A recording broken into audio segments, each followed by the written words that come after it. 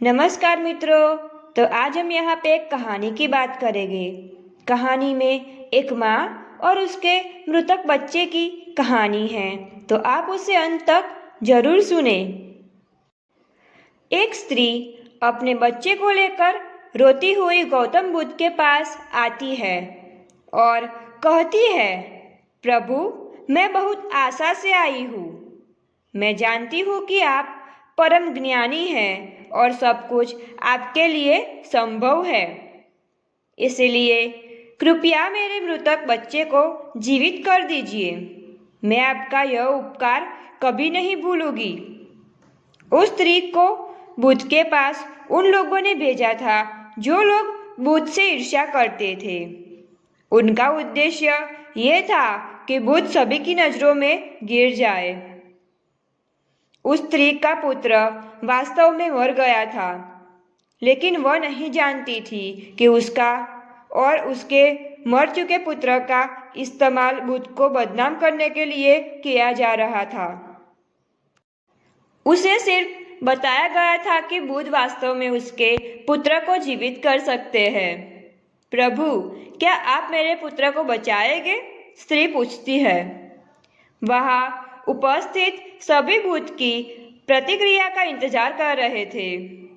हाँ, मैं तुम्हारे पुत्र को बचा सकता हूँ, बुद्ध कहते हैं। बुद्ध की बात सुनकर सभी लोग चौंक जाते हैं, लेकिन वह महिला खुश है। फिर बुद्ध कहते हैं, लेकिन आपको कुछ करना होगा। वह स्त्री पूछती है कि मुझे क्या करना होगा? बुद्ध ने कहा कि आपको एक मुट्ठी सरसों के दाने लाने होंगे। मैं अभी लेकर आती हूँ, वह महिला कहती है। बुद्ध कहते हैं, लेकिन ध्यान रहे कि दाने ऐसे घर से लाने हैं जहाँ कभी कोई मरा नहीं हो। उसी समय वह महिला सरसों के दाने खरीदने के लिए अपने गांव चली जाती है। वह हर घर जाकर पूछती है। उसे सरसों के दाने तो मिल जाते हैं, लेकिन आज तक कभी भी घर में कोई न मरा हो वैसा कोई घर नहीं मिला।